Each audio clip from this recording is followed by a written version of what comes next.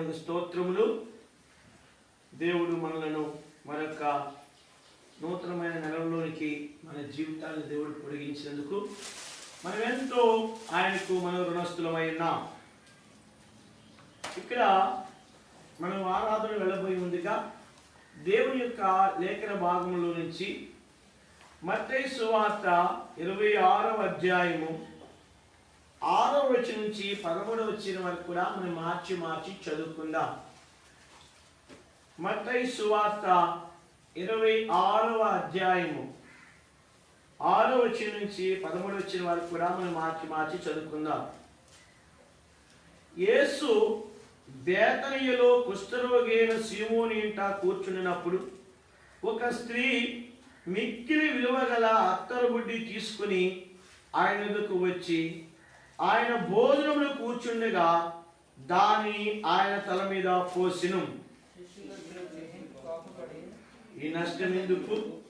దీన్ని గొప్ప వెలకు అమ్మి బీదలకు ఇవ్వవచ్చునే అని యేసు ఆ సంగతి తెలుసుకుని, ఈ స్త్రీ నా విషయం యొక్క మంచి కార్యము చేసెను, ఈమెను మీరు ఎలా తొందర పెడుచున్నారు? 11వ వచనం.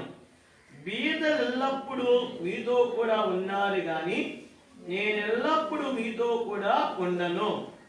ఈమె ఈ అత్తరు నా శరీరం మీద పోసి నా భూస్థాపన నిమిత్తము దీన్ని చేసెను. సర్వలోకమందు ఈ సువార్త ఎక్కడ ప్రకటింపబడినో అక్కడ ఈమె చేసినదియు ఈమె జ్ఞాపకార్థముగా ప్రశంసింపబడిని మీతో నిశ్చయముగా చెప్పుచున్నానని వారితో అనెను. దేవుడు తన పరిశుద్ధమైన ఆత్మ చేత దేవుడు తన వాక్యములో నుంచి సమృద్ధి అనే జీవాన్ని దేవుడు మనకు అనుగ్రహించినట్లుగా ప్రభు మనకు సహాయం చేయనిగాక. ఇక్కడ ప్రభునందు నా ప్రియమైన సహోదరి సహోదరులారా, యేసుక్రీస్తు ప్రభువారు ఈ భూలోకంలో ఉన్నప్పుడు యేసుక్రీస్తు ప్రభువారు శరీరధారి అయినటువంటి దినాల్లో జరిగినటువంటి ఒక గొప్ప అద్భుతమైనటువంటి ఆశ్చర్యకరమైనటువంటి ప్రశంసించబడినటువంటి ఆరాధన. ఇది మనుషులు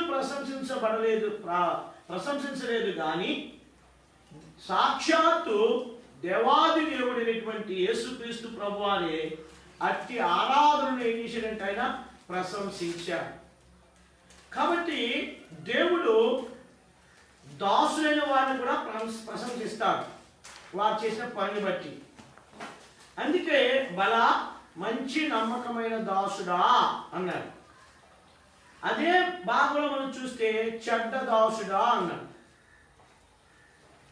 అంటే దీన్ని మనము ఆధారం చేసుకుని దీన్ని అర్థం చేసుకుంటే దేవుడు కోరిన ఆరాధన, దేవుడు ఇష్టమైన ఆరాధన, దేవునికి మహిమ తీసుకుని వచ్చే ఆరాధన ఒక స్త్రీ తీసుకుని వచ్చింది. పరిశుద్ధ గ్రంథంలో స్త్రీ గురించి మన భారతదేశంలో కావచ్చు ఎక్కడ చూసినా స్త్రీ అనగానే ఏం చేస్తారు? ఒక రా అంటా ఉంటారు. మగవాళ్ళతో మాట్లాడుతున్నప్పుడు ఆడోళ్ళు రావద్దు అంటారు. ఏమండి, మగవాడు ఉండగా ఆడవాళ్ళు మాట్లాడటం ఏంటి అని అంటారు. అయితే దేవుని యొక్క దృష్టిలో ఆడవాళ్ళు ఒకటే, మగవాళ్ళు కూడా ఒకటి. ఎవరో వాని యొక్క పనిని బట్టి దేవుడు ప్రశంసిస్తాడు. పరిశుద్ధ గ్రంథంలో పురుషులను ప్రశంసించిన దేవుడు పరిశుద్ధ గ్రంథంలో స్త్రీలను కూడా ఏం చేసినైనా ప్రశంసించాడు. అయితే ఇక్కడ ఒక స్త్రీ తీసుకుని వచ్చినటువంటి గొప్ప సమర్పణతో కూడిన అర్పణను బట్టి దేవుడు ఎంతగానో సంతోషించాడు. అర్థం చేసుకుంటే ఇక్కడ ఒక గ్రామం ఉంది. ఆ గ్రామం పేరేంటి? బేతనియా అన్నాడు. కాబట్టి బేతనీయకు దేవునికి ఎంతో సత్య సంబంధాలు కలిగి ఉన్నారు. బేతనీయలో మనందరికీ తెలుసు ఎవరున్నారు అక్కడ? మార్తా, మరియా, లాజరు ఉన్నారు. అదే బేతనీయలో కుష్ఠరోగి అయినటువంటి సీమోను కూడా ఉన్నారు. అయితే ఇక్కడ సందర్భంలో యేసుక్రీస్తు ప్రభువారు ఉన్నది బేతనీయులు ఉన్నటువంటి లాజరు, మార్తా, మరియ ఇంట్లో లేరు కానీ ఒక కుష్ఠరోగి అయినటువంటి సీమోను ఇంట్లో ఉన్నాడు. కుష్ఠరోగి ఇంట్లో ఉన్నటువంటి యేసుక్రీస్తు ప్రభువారు, కుష్ఠరోగంలో ఉన్నటువంటి సీమోన్ ఇంట్లో ఎవరున్నారు? యేసు ప్రభువారు ఉన్నారు. బేతనియ.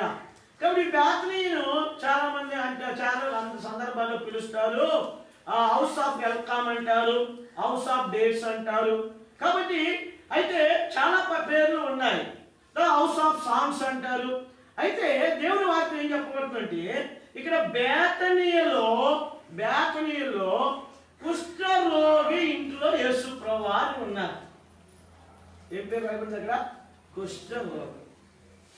ఈ కుష్ఠరోగి అయిన వాడు ఎక్కడ ఉండాలి? ఊరు బయట ఉండాలి, పాల వెలుపట ఉండాలి. కాబట్టి యేసుక్రీస్తు వారు స్వస్థపరిచిన కారణాన్న ఆ మనుషుడు ఇప్పుడు ఎక్కడికి వచ్చాడు? ఊరిలోనికి వచ్చాడు. కాబట్టి ప్రజలు కుష్ఠరోగం చూసి అసహించుకున్నారు, ప్రజలు కుష్ఠరోగం చూసి బయట పెట్టారు, ప్రజలు కుష్ఠరోగం చూసి రానుగోబడి చంపాలనుకున్నారు.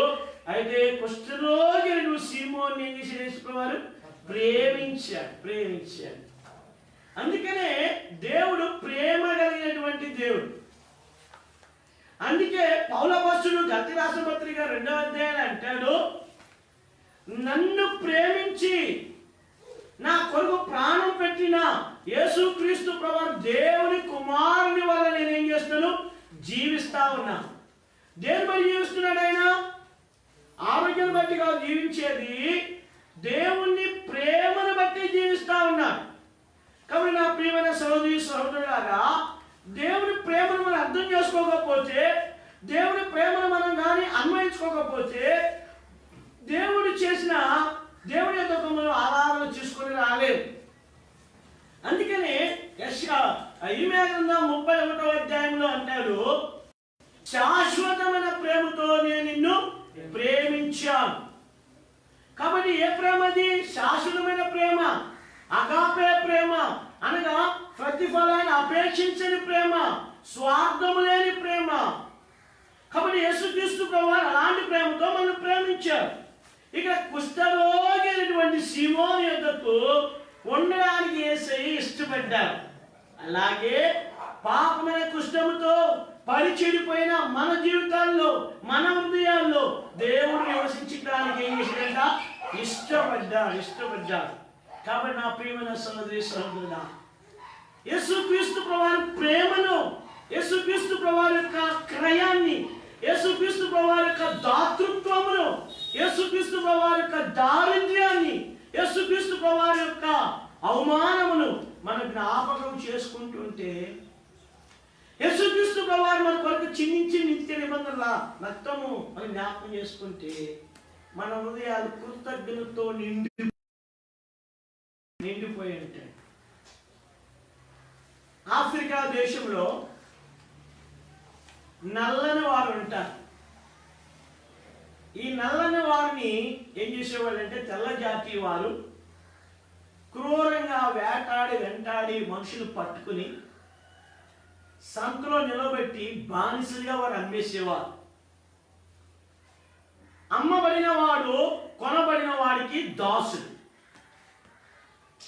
ఒక బలమైన వ్యక్తిని, కొంతమందిని సంతలో పశువులు ఎలా పెడతామో అలా పెట్టారు అంట నల్ల జాతి వారిని. నల్ల జాతి వారిని పెడితే ఇప్పుడు పశువులు అనుకుంటా, పశువులు కొనేటప్పుడు అయ్యా బాగా పాలిస్తున్నాయా, బలంగా ఉన్నాయా, ఇవన్నీ మనం చూసుకుని ఏం చేస్తారు? మీరు కొంటారు. అలాగే ఆ దినాల్లో మనుషుల్ని ఎవడు బలంగా పనిచేస్తాడో, ఎవడు దాన్ని ఆ బలంగా ఆరోగ్యంగా ఉంటాడో, ఎంత డబ్బు ఇచ్చైనా బానిస పని చేయడానికి కొనుక్కుంటా వెళ్ళేవాడు. ఒక బలమైన నల్లని నీగ్రో జాతి మనుషులు, బలమైన వాడు, మంచి హైట్ కలిగి ఉన్నాడు, మంచి వెయిట్ కలిగి ఉన్నవాడిని, మంచి ఆరోగ్యం కలిగిన వాడిని ఒక అతను కొనుక్కున్నాడు. కొనుక్కున్న తర్వాత ఆ వ్యక్తిని ఏం చేస్తారంటే, కొనుక్కునే ముందు ఆ వ్యక్తి కాళ్ళు చేతులు కట్టేస్తారు. బానిస కట్టబడాలి. కట్టిన తర్వాత ఇప్పుడు ఆ మనుషుడు కట్టిన పశువు ఆ మనుషుడిని ఎలా ఈడ్చుకుంటూ వెళ్ళాలి. ఇప్పుడు ఒక వ్యక్తి, ఒక తెల్ల జాతీయుడు ఆ వ్యక్తిని కొనుక్కున్నాడు. కొనుక్కుని వారిద్దరు ప్రయాణం చేస్తున్నప్పుడు ఒక 4 రోడ్లు జంక్షన్ దగ్గర తీసుకుని వచ్చి ఆ తెల్ల జాతీయుడు నల్ల జాతీయుడు యొక్క చేతులు కట్లు ఇప్పాడు, పాదములు కూడా కట్లు ఇప్పి ఆయన అన్నాడు తెల్ల జాతీయుడు నల్ల జాతీయుడితో, ఓ నా సహోదరుడా, నీ ముందు తూర్పు వైపు మార్గం ఉంది, పడమ వైపు మార్గం ఉంది, ఉత్తర వైపు దారి ఉంది, దక్షిణ వైపు దారి ఉంది. నీకు ఇప్పుడు స్వతంత్రుడివి. నీ కట్టులను నింపేశా కాబట్టి నీ కాలుకున్న బంధగా నింపేశా. నువ్వు ఎక్కడికైనా వెళ్ళిపోవచ్చు. నువ్వు ఎక్కడికైనా ఏం చేయొచ్చు, నువ్వు వెళ్ళిపో. నువ్వు ఎక్కడ బ్రతకాలో అక్కడ బ్రతుకు. నువ్వు వెళ్ళిపో. నీకు స్వేచ్ఛనిచ్చా, నీకు స్వాతంత్రాన్ని ఇచ్చా అన్నాడు. అప్పుడు ఆ మనుషుడు ఆశ్చర్యపోయి అడిగాడు, అయ్యా మీకు ఇలాంటి మంచి మనసు ఎక్కడి నుంచి వచ్చింది? మా అన్నలను, మా తమ్ముళ్ళను, మా సహోదరులను, మా రక్త సంబంధికులను పశువులాగా కొనుక్కుని పట్టుకుని ఈడ్చుకుని వెళ్ళిపోయే మనుషులను చూశాను, కానీ నీలాంటి వాడిని ఎక్కడైనా చూడలా. ఏంటి సంగతి అన్నప్పుడు ఆ తల జాతిని చెప్పాడంట, అరే నాయనా, ఒకప్పుడు నేను కూడా పాపంలో, శాపంలో, పతనములో, లోకమనే బానిసత్వంలో కట్టబడి అమ్మబడి ఉన్నావు. నన్ను యేసుక్రీస్తు ప్రభు వారి పరలోకం నుండి దిగి వచ్చి యేసయ్య తన రక్తం ఇచ్చి నన్ను కొనుక్కుని నా పాప బంధకాలు విప్పివేసి, నా కట్లు విప్పివేసి, నన్ను స్వేచ్ఛగా ఉంచి నన్ను స్వాతంత్రుడిగా చేశాడురా. ఆ దేవుని ప్రేమ నేను కలిగి ఉన్నాను. అప్పుడు ఆయన అన్నాడు, నేను ఎక్కడికి వెళ్ళనయ్యా. ఈ బానిస అన్నాడు, నేను ఎక్కడికి వెళ్ళను, నీ దగ్గర నేను ఉంటా. నేను అక్కడ ఉంటా. నువ్వు ఏ దేవుని కలిగి ఉంటావు ఆ దేవుని కలిగి ఉంటానంట. కాబట్టి చూడండి, ఇక్కడ జాగ్రత్త మీరు గమనించండి. మనం ఎలాంటి వారమో తెలిసింది కూడా యేసుక్రీస్తు వారు మనల్ని ప్రేమించారు. ఇక్కడ బేతనీలో కుష్ఠరోగైన సీమోను తెలుసు, ఇతను కుష్ఠరోగైన వాడిని తెలుసుని కూడా యేసుక్రీస్తు వారు ఏం చేశాడు, అతను ఇంట్లో ఉండడానికి ఎక్కడికి ఉన్నాడో అక్కడ చుట్టూరు ఎవరుంటారు? ఎక్కడ రాయబడి, బైబిల్ ఎక్కడ రాయబడి, బహుజన సమూహం కూడి ఉందంట. అనేకులు వెంబడిస్తూ వచ్చారండి. యేసు ఎక్కడ ఉంటే అక్కడ. వాళ్ళు దేనికి వచ్చినా, కొంతమంది దెయ్యాలు పోగొట్టడానికి వచ్చారు, కొంతమంది రొట్టెల కొరకు వచ్చారు, వచ్చినా గుంపు కూడా వచ్చేవారు. అలాంటి సమయంలో ఒక స్త్రీకి ఆలోచన కలిగింది. చూడండి, ఆ పేరు కూడా రాయబడలా, ఆమె పేరు లేదు. జాగ్రత్తగా గమనించండి. ఎవరికి పేరు లేని వాళ్ళు ఉంటారా? నాకు పేరు లేదు అని వాళ్ళు చెప్తారా? ఎవరు కూడా చెప్పరు. అందరికీ ఏమి కలిగి ఉంటాం? పేరు కలిగి, ఇంటి పేరు కలిగి ఉంటాం, ఒంటి పేరు కూడా కలిగి ఉంటాం, ఊరి పేరు కూడా కలిగి ఉంటాం. మరి మీరు ఏ ఊరురా అంటాం. అయ్యా నాకు ఏ ఊరి మా ఊరి పేరు లేదు అని అనుకోండి, పిచ్చోళ్ళగా చూస్తాను. రే మీ ఇంటి పేరు ఏంట్రా? మా ఇంటికి పేరు లేదు అని అంటే పిచ్చోళ్ళగా చూస్తాను. అలాగే నీ పేరు ఏంట్రా అని అడిగారు అనుకోండి, నా పేరు లేదండి, నా పేరు పెట్టలేదు మా అమ్మ బాబులు అన్నారు అనుకోండి, ఏమంటారండి? పిచ్చోడు రా అంటారు. పిచ్చోడు కూడా పేరు పెట్టేస్తాం. అది పిచ్చి పిచ్చికి తిరుగుతాడు కూడా ఈ పిచ్చోడు రా అంటారు. అయితే పరిశుద్ధమైన గ్రంథంలో ఈ స్త్రీకి పేరు పెట్టబడలా. చూడండి, పరిశుద్ధ ఆత్మదేవుడికి పేరు కూడా రాయించాలా. అయితే అంది ఒక బేతనీలో ఉన్నాడంట. బేతనీయలో కుష్ఠరోగి అయినటువంటి సీమోను ఇంటిలో ఉన్నప్పుడు ఒక స్త్రీ, చూడండి జాగ్రత్తగా గమనించండి, ఆ స్త్రీ సమర్పణ, ఆ స్త్రీ క్రయము, ఆ స్త్రీ చేసినటువంటి ప్రయాసం దేవుడికి జ్ఞాపకం చేసుకున్నారు. చాలా మంది నిద్రపోతున్నారు. కొంచెం పైకి చూడండి, పైకి చూడమ్మా. కాబట్టి చూడండి, మాట గమనించండి మీరు. యేసు ప్రభు వారు ఊరికనే ప్రశంసించలా. చూడు ఏమని ప్రశంసించాడు చూడమాట. 10వ వచనం, యేసు ఆ సంగతి తెలుసుకుని ఈ స్త్రీ నా విషయమై ఒక మంచి కార్యము చేసెను. ఏం చేసిందంటండి? ఆరాధన అంటే ఏంటి? ఒక మంచి కార్యము, మంచి కార్యక్రమం అంట. ఆరాధన అంటే సామాన్యమైనది కాదు. ఈ ఆరాధన ఏంటి? మంచి కార్యక్రమము. దేవుడు ప్రశంసించేది, దేవుడు ఆనందించేది, దేవుడు సంతోషించేది ఏదైనా ఉందంటే ఆరాధన మాత్రమే. అందుకనే ఇక్కడ పరిశుద్ధమైన గ్రంథంలో చూడండి, యూదుల ఆచారం ప్రకారముగా స్త్రీల గురించి మనం జ్ఞాపకం చేసుకుంటే, అబ్రహాము యొక్క ఇంటికి దేవుడు వచ్చినప్పుడు శారా దేవుని దగ్గరికి వెళ్ళి ప్రైజ్ లార్డ్ చెప్పిందా? పరిగెత్తుకుని వెళ్ళి అబ్రహామా నువ్వు ఇక్కడే ఉండు, నేను వెళ్ళొస్తాను, మా దేవుడికి ప్రజలా చెప్పొస్తాను అని అందా. సరే వంట వండేసిన తర్వాత 3 మానికలు పిండి పిసికిన తర్వాత కూర దాన్ని వండేసిన తర్వాత ఆ దేవుడు టేబుల్ దగ్గర పెట్టిన తర్వాత వచ్చి వడ్డించిందా? వచ్చిందా? యేసుప్రభువా, తండ్రి దేవా, నేను కూర ఎలా ఉన్నాయి, మంచిగా తిన్నారా, నేనే వండాను మీకు ఇది అని చెప్పింది ఆవిడ. దేవుడు అడిగాడు, అబ్రహామా నీ భార్య ఎక్కడుంది అంటే, అబ్రహాం భార్య ఎక్కడుంది? ఎక్కడుంది? గుడారాలో దాక్కుంది. అంటే అక్కడ ఏంటి? స్త్రీ పురుషుని యొక్క కనబడకూడదు, అది నా ఆచారం, యూదుల ఆచారం. అలాగే ఒంటి మీద వచ్చిన రెబెక్కమ్మ గారు ఒంటి మీద వచ్చింది. వచ్చిన తర్వాత వరకు బాగానే ఉంది. ఎలియాజరు గారు అన్నీ చెప్తా ఉన్నాడు. చెప్పిన తర్వాత అది పొలంలో వస్తువులు ఎవరండి అని అడిగింది. ఆయనేనమ్మా నా యజమాను కుమారుడు అనగానే ఆమె ఏం చేసింది? ఏం చెప్పలే దిగి ముసుగు వేసుకుంది. అది గౌరవం. అయితే చూడండి, చాలా మంది పురుషులు అక్కడ ఉండొచ్చు, కానీ యేసుక్రీస్తు ప్రభువారి దగ్గరికి స్త్రీ అంత ధైర్యం వచ్చి చూడండి. బహుశా ఏంట్రా ఇప్పుడు ఉదాహరణ చేస్తే మగవాళ్ళ మధ్య ఉండి మాట్లాడుతూ ఉన్నారనుకోండి, ఏమంటారు? ఒరే ఈవిడికి భయం లేదురా, బరి తెగించింది, పురుషుల మధ్య వెళ్ళి మాట్లాడుతుందిరా అని మన భారతదేశంలో చాలా మంది ఏమంటారు? ఆవిడ తిరుగుడా ఉంటారు. ఇవన్నీ తెగించింది ఈవిడి. సిగ్గుపడ్డానికి కూడా బాధపడలా. ఆమెకు గురి ఒకటే, ఏంటి? యేసుక్రీస్తు ప్రభువాన్ని ప్రతిష్ఠించాలి అని. ఆమె గురువు ఒకటే, యేసు ప్రభువారి మీద అత్తరు పోయాల్సిందే. ఆమెకు ఎంత అవమానమైనా పర్వాలా, నన్ను ఎన్ని అనుకున్నా పర్వాలా, ఎంతమంది ఇబ్బంది పడినా పర్వాలా, ఎంతమంది పురుషులు ఉన్నా పర్వాలా, సిగ్గులు కూడా పక్కన పెట్టేసింది. ఆమె గౌరవాన్ని పక్కన పెట్టేసింది. నిన్న పడ్డానికి ఇష్టపడింది. ఎక్కడికి వెళ్ళింది? యేసు ప్రభువారి దగ్గరికి వెళ్ళి ఏం చేసిందంట? అక్కడ రాయబడింది. ఏ అత్తరది చెప్పాలి? ఏ అత్తరు? రూపాయి అత్తరు కాదు. దేవుడికి ఇచ్చేది రూపాయి అత్తరు కాదు.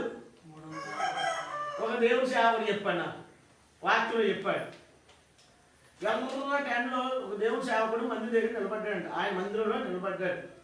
ఒక సహోదరుడు ఎర్ర టెన్లో సైకిల్ తోసుకుంటా వస్తున్నాడు.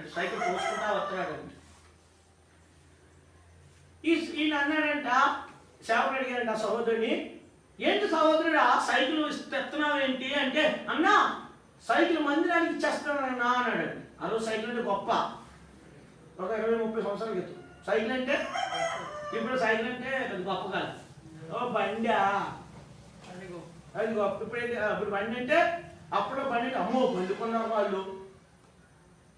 అయితే ఈయన అన్నాడంట, మరి మందిరానికి సైకిల్ ఇచ్చేస్తావు కదా, మరి నీ సంగతి ఏంటి అని అన్నా. నేను కొత్త బండి కొన్నాను అన్నానంట. కొత్త బండి ఏమో ఆయనకి, పాత బైక్ ఎవరికే? దేవుడికి. మందిరానికి చూసారా? అంటే దేవుడి పనికి రావు, అవి మందిరానికి. ఇలా ఉన్నారు విశ్వాసం.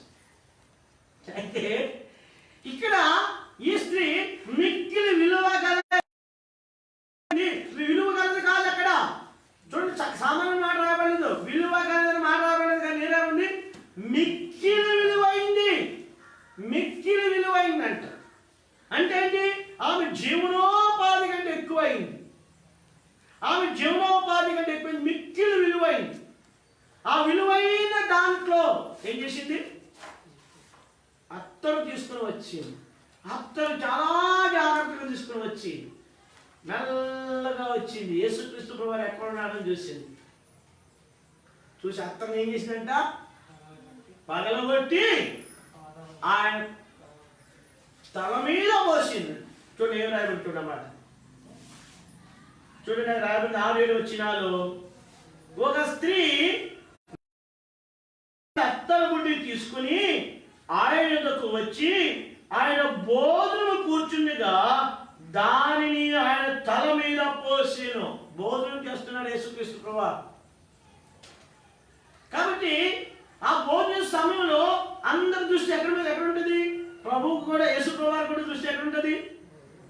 తిన్నదాని మీదే ఉంటుంది. అక్కడ శిష్యులు కూడా ఆయనతో పాటు భోజనం మీదే ఉంటుంది. ఆ సమయం చూసుకుంది. ఆ సమయం చూసుకుని ఏం చేసిందంటే, ఆ అత్తరు గుడ్డు తీసుకుని ఆయన తల మీద పోసింది. ఇది చూసారు శిష్యులు. చూడండి, మిక్కిలి విలువైన అత్తరు. ఆరాధన మిక్కిలి విలువైన దేవునికి, విలువైంది ఇవ్వాలి.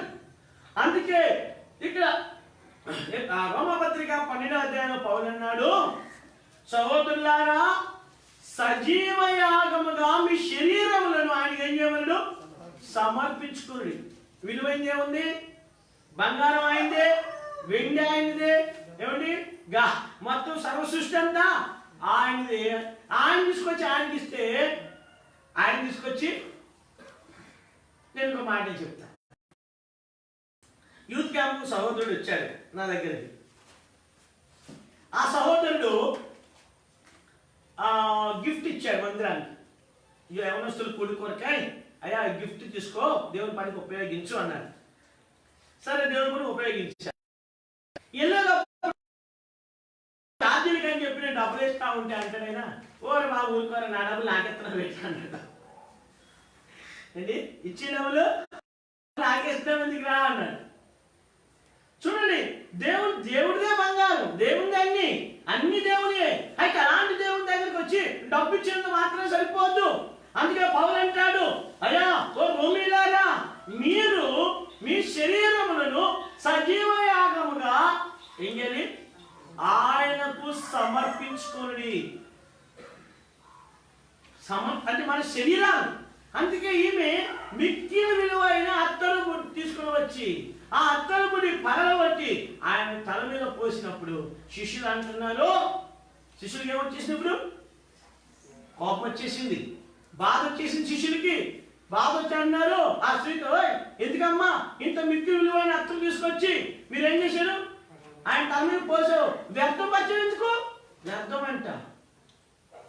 యేసుప్రభువు వారి మీద అత్తరు పోయడము చాలా మంది అనుకుంటారు దేవుని మందిరానికి వ్యర్థము, సమయం వేస్ట్, ఏమండి ఈయననుకుంటారు. కానీ దేవుని వాక్యం చెప్తుంది, ఈ అత్త చూడ మాట ఏం రాశారండి? ఈ నష్టం ఎందుకు? నష్టమా? దేవుని సన్నిధి గాయడం నష్టమా? ఆరాధన చేయడం నష్టమా? దేవుని సన్నిధిలో మనం వేచడం నష్టమా? నష్టం కానీ కా. అందుకే ఇక్కడ అన్నాడు, ఈ నష్టం ఎందుకు? దీన్ని నమ్మి ఏం చేయను? బీదలకు ఇవ్వు అన్నాడు. అప్పుడు యేసుక్రీస్తు ప్రభువు అంటున్నాడు, ఈమెను ఎందుకయ్యా మీరు తొందర పెడుతున్నారు? మీరు ఎందుకు తొందర పెడుతున్నారు? బీదలు ఎల్లప్పుడు మీతోనే ఉంటారు, నేను ఎల్లప్పుడు మీతో ఉండను అని చెప్పి ఏం చెప్పాడు? ఈమె నా విషయమై మంచి కార్యం చేసింది. ఆరాధన అనేది మంచి కార్యం. నా ప్రియమైన సోదరి సోదరులారా, యేసుక్రీస్తు ప్రభువు చేసిన గొప్ప బలియాగము కంటే ఈ లోకంలో అయినను మన ఆరాధన చాలా ప్రాముఖ్యమైన, దేవునికి ఇష్టమైనది. అందుకనే యేసుక్రీస్తు ప్రభువు స్త్రీ విషయమే చేసిన ఆమె తన సంస్కృతిని దాటి వచ్చింది, ఆచారం దాటి వచ్చింది. కొన్ని హద్దులు, ఏమండి ఊర్లో ఏముంటాయి? హద్దులు ఉంటాయి. ఊర్లో పెద్దలు వెలివేశారనుకోండి, ఆ స్త్రీ పరిస్థితి ఏంటి? అవన్నీ ఎరిగి కూడా తెలుసు, నష్టం అని తెలుసు కూడా దేవుని సన్నిధిలో దేవుని ఆమె ఒకటే గురి, నా ప్రభువుని ఆరాధించాలి. అందుకనే ఆ అత్తరుతో ఆయన ఏం చేసిందంట? అభిషేకించడము. యాత్రని గమనించాడు. పాత నిబంధన గ్రంథంలో అభిషేకము ఎవరిని పడితే వాళ్ళు చేయరు అభిషేకం. కాబట్టి యేసుక్రీస్తు ప్రభువుని ఎలా చూసినామే? అభిషేకం ఎవరు చేస్తారు? పాత నిబంధనలో 3 వ్యక్తులను అభిషేకిస్తారు. జాగ్రత్తగా గమనించారు. యాజకులను అభిషేకిస్తారు, రెండవదిగా ప్రవక్తలను అభిషేకిస్తారు, మూడవదిగా ఎవరిని అభిషేకిస్తారు? రాజులను అభిషేకిస్తారు. కాబట్టి యేసుక్రీస్తు ప్రభువు ఎబ్రీ పత్రికలో మనం చూస్తాం, పౌలు రాస్తూ వచ్చాడు, యేసు ప్రభువు ఎవరు? మెల్కీసెదెకు క్రమంలో వచ్చాడు అన్నాడు. ఆయన సర్వోన్నతుడైన దేవుని యాజకుడు అన్నాడు. కాబట్టి గొప్ప ప్రధాన యాజకుడు మనకున్నాడు అన్నాడు. యేసు ప్రభువుని ఎలా చూసిందామె? ఒక యాజకుడిగా ప్రతిష్ఠ చేసేసింది. కాబట్టి యేసుక్రీస్తు ప్రభువు అంటాడు, ప్రభువారు కొంతమంది సొలొమోను కట్టిన ఒక మందిరం మీద అన్నాడు. సొలొమోను కంటే యేసు ప్రభువారు తక్కువ వాడును అన్నదా? ఏమన్నాడు? సొలొమోను కంటే గొప్పవాడు ఇక్కడ ఉన్నాడు, యోనా కంటే గొప్పవాడు ఇక్కడ ఉన్నాడు. ఆయన అందరితో సమానుడు కాదు, ఆయన అందరిలాంటి వాడు కాదు, అందరితో పాటు ఒక దేవుడు కాదు. ఆయన ప్రత్యేకమైన దేవుడు. అందుకే బైబిల్ చెప్తుంది ఆయన గురించి, ఆయన పవిత్రుడు, నిర్దోషి, కల్మషం లేనివాడు, పాపుల్లో చేరక ప్రత్యేకమైన దేవుడు. ఆకాశ మండలం కంటే ఏంటంట హెచ్చైన దేవుడు ఆయన. అలాంటి దేవుడు నరుని యొక్క భూలోకంలోకి వచ్చినప్పుడు ఈ స్త్రీ యేసుక్రీస్తు ప్రభువారిని యాజకుడిగాను, ప్రవక్తగాను, పరలోకపు రాజుగా చూసి ఏం చేసింది? ఆయన్ని అభిషేకించి యేసు ప్రభువారు ఎంతో సంతోషం అయిపోయింది. దేవుడి పని ఎప్పుడైతే మొదలైందో దైవం ఏం మొదలెట్టింది? ఈ నష్టం ఎందుకు? ఏమండి ఈ నష్టం ఎందుకు? అమ్మి బీదలకి ఇమ్ము, బీదలకి. అప్పుడు యేసు ప్రభువారు అన్నాడు, ఒరే నాయన, ఈమె మీరు తొందర ఎందుకు చేస్తున్నారు? ఈమె నా విషయమై ఏం చేస్తుంది? మంచి కాని ఆరాధన ఏంటి? మొదటిది మంచి కాని. జాగ్రత్తగా వచ్చాయి. రెండవదిగా చెప్తున్నాడు చూడండి, ఇక్కడ 11వ వచనం 12వ వచనం, ఈమె ఈ అత్తరు నా శరీరం మీద పోసి నా భూస్థాప నిమిత్తము దీన్ని చేసింది. చూడండి, యాక్చువల్గా చనిపోయిన తరువాత సుగంధ ద్రవ్యాలతో ఆ శవాన్ని ఏం చేస్తారు? సిద్ధపరుస్తారు. అలాగే ఐగుప్తీలు మమ్మీలు అంటారు, సుగంధ ద్రవ్యాలతో సిద్ధపరుస్తారు. యాకోబుని కూడా సుగంధ ద్రవ్యాలతో సిద్ధపరిచారు, అంటే బాడీ చెడిపోదు. మరి ఇక్కడ చూస్తే యేసు ప్రభువు అన్నాడు, ఈమె ఏం చేస్తుందో తెలుసా? నా భూస్థాప నిమిత్తమై ముందే ఏం చేసింది? నా మీద పోసేసింది. మీకు తెలీదు, ఇది మంచి కార్యం, ఇది ముందే చేసేసింది ఈమె అని చెప్పి ఈమె ఏం చెప్తున్నారు? ఈమె గురించి చెప్తున్నారు చూడండి. ఏమన్నా 13వ వచనం, సర్వలోకమందు ఈ సువార్త ఎక్కడ ప్రకటింపబడును అక్కడ ఈమె చేసినయు ఈమె జ్ఞాపకార్థముగా ప్రశంసించబడని మీతో నిత్యముగా చెప్పుచున్నాను. యేసు ప్రభువు 3 విషయాలు చెప్పాడు. మొదటిదిగా ఈమె మంచి కార్యం చేసింది అన్నాడు. రెండవదిగా ఈమె నా నిమిత్తమే భూస్థాపన నిమిత్తమై దీన్ని చేసింది అన్నాడు. మూడవదిగా అంటున్నాడు, సర్వలోకములో ఈ సువార్త ఎక్కడిగా ప్రకటింపబడుతుందో, ఎక్కడ వరకండి? అనేక భాషల్లో ఎన్ని లాంగ్వేజ్లు ఉన్నాయో అన్ని లాంగ్వేజ్లో ఈ స్త్రీ చేసింది ఏం చేయబడింది? ప్రశంసించబడింది. యేసు ప్రభువారు ఏం చేశాడంట? యేసయ్య రాకడ వచ్చేంత వరకు కూడా ఈమె చేసిన కార్యము ఏం చేస్తుంటుంది? ప్రశంసించబడతా. చూడండి నా ప్రియమైన సోదరి సోదరులా,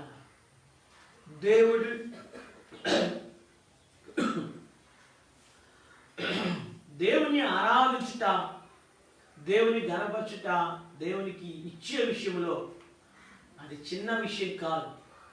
అందుకే ఆరాధన గురించి ఏం చెప్తుంది బైబిల్? మంచి కార్యం. రెండవదిగా స్త్రీ చేసిన పని చూసి నా భూస్థాపన నిమిత్తము ఈమె చేసింది. మూడవదిగా ఏం చెప్తుంది? శిష్యులతో చెప్పాడు యేసు ప్రభువు, నేను వెళ్ళిపోతానని చెప్పాడు. శిష్యులతో చెప్పాడు నేను చనిపోతాను. శిష్యులతో చెప్పాడు తిరిగి లేస్తాను. శిష్యులతో చెప్పాడు మూడోదని తిరిగి లేస్తాను. అడిగి స్త్రీతో కూడా చెప్పలా. కానీ చెప్పిన వాళ్ళేమో నష్టం ఎందుకు అంటున్నారు. చెప్పిన వాళ్ళు ఏంటి? నష్టం ఎందుకు అంటున్నారు. కానీ చెప్పనామే చూడండి, ముందే దేవుని కొరకు అన్ని సిద్ధం చేసేసింది. ముందే దేవుని కొరకు భూస్థాపన పోసేసింది, ప్రతిష్ఠ చేసేసింది. అందుకే దేవుడు సంతోషపడిపోయి అంటున్నాడు, ఆహా ఈమె నా విషయమై మంచి కార్యం చేసింది, ఈమె నా విషయమై మంచి భూస్థాపన. మూడోదిగా ఈమె చేసిన గొప్ప పని ఏమవుద్ది? ప్రశంసించబడుతుంది. మన ఆరాధన కూడా ప్రశంసించబడుతుంది. అయితే మిగిలిన విలువైన ఆరాధన, ఆ విలువైన ఆరాధన తీసుకుని వచ్చి దేవునికి ఇవ్వాలి. ఈ స్త్రీ మిక్కిలి విలువ గల అర్థం తీసుకుని వచ్చి ఎన్ని దినాలు దాచిందో తెలియదు, ఎన్ని రోజులు దాచిందో తెలియదు, ఎంత డబ్బు ఖర్చు పెట్టి, ప్రేమ ఉంది, ఉత్సాహం ఉంది. అందుకని బైబిల్ చెప్తుంది ఉత్సాహంగా ఇచ్చువాడిని ఏం చేస్తాడా దేవుడు ప్రేమిస్తాడు. ఉత్సాహాన్ని ఇచ్చేవాడు. నీరసంగా ఇచ్చారనుకోండి, నీరసంగానే అదే దేవుడు ఉత్సాహంగా ఇచ్చేవాడిని ప్రేమిస్తాడు. అందుకని ఈమె సంతోషంగా దేవుని వద్దకు, ఆమె ఒక స్త్రీ అనుకోలే, పక్కన పెట్టేసింది, అవమానం పక్కన పెట్టేసింది, నిందలు పక్కన పెట్టేసింది, సంస్కృతాన్ని దాటేసింది, ఆచారం దాటేసింది, హద్దులు దాటేసింది, మొగోడన్న సంగతి మర్చిపోయింది. ఆయన ఆ ముగ్గురే కనబడుతున్నారు. ఎవరు కనబడుతున్నారు? ప్రభువుకులే కనబడుతున్నారు, యేసు ప్రభువుకులే కనబడుతున్నారు. ఎంతమంది ఉంది నాకు అనవసరం, నేను ఎందుకు తెచ్చుకున్నా మనకి నాకు అనవసరం. నా గురువు కంటే నా ప్రభువుని కనబరచాలి, నా ప్రభువుని ప్రతిష్ఠించాలి, నా ప్రభు తన మీద ఈ అత్తలు పోయాలి, అంతే, ఇంకేం లేదు. ఆమె దృష్టి ఆమె దేవుడు కూడా ఏం చేశాడు? యేసు ప్రభువారు కూడా తెగించి చెప్పేసి మాటలు. ఎక్కడ బైబిల్లో యేసు ప్రభువారు ఇలా పొగిడా, మరియమ్మ గారిని పొగిడా ఏమండి? చూసారా? కాబట్టి దేవుడు ప్రశంసించే దేవుడు. ఆయన ప్రేమ, ఆయన జాలి, ఆయన కనికరము. చూడండి, ఆ స్త్రీ కొరకు ప్రభు అక్కడ ప్రాణం పెట్టినట్టు రాయబడలేదు, కానీ మన కొరకు ప్రభు ఏం పెట్టాడు? ప్రాణం పెట్టాడు, రక్తము కాచాడు, అర్ధనగరంగా సిలువలో ఏం చేశాడు? వేలాడేసుకున్నాడు. మరి మనమెంత విలువైన ఆరాధన చేసుకోవాలి. కాబట్టి నా ప్రభువును, నా ప్రియమైన సోదరి సహోదరుల, ఈ మధ్యాహ్న కాల సమయంలో ఈ స్త్రీ మిగిలిన విలువైన అత్తలు తీసుకుని వచ్చి ప్రభు తల మీద పోసినప్పుడు ప్రభు ఎంతో ప్రశంసించాడు. అలాగున్న మిక్కిలి విలువైన మన ఆరాధన తీసుకుని వచ్చినట్లుగా ప్రభు తన పరిశుద్ధాత్మ ద్వారా మనల్ని నింపునిగా. లేచి మనకు మార్పాలి.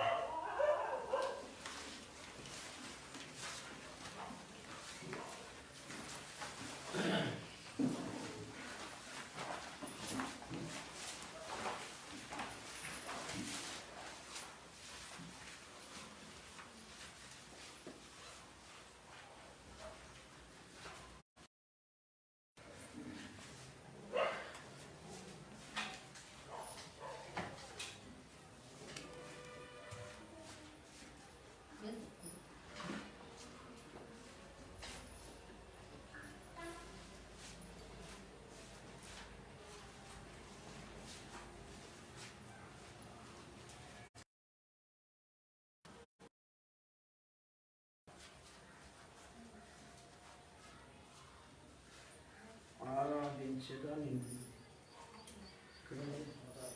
నోట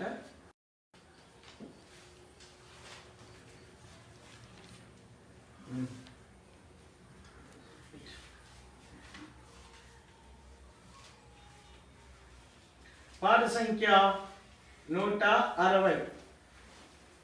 పాట సంఖ్య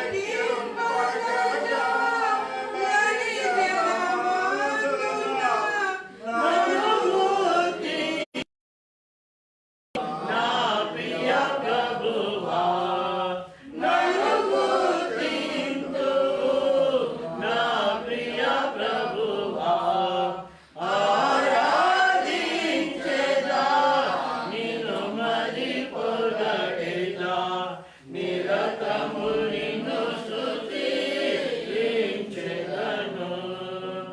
ఆరాధించెదా, నిన్ను మరి పొగడెదా, నిరతము నిన్ను స్తుతించెదను. దయచేసి కూర్చోండి. ఆరాధన క్రమాన్ని గమనించండి. మొట్టమొదట ఒక సహోదరుడు ఒక సహోదరి మార్చి బిడ్డగా ఆరాధిస్తాడు. ఇది ఆరాధించే సమయము, ఇది ప్రార్థించే సమయము కాదు. ఆరాధనలోకి మనం వెళ్దాం. మా తండ్రి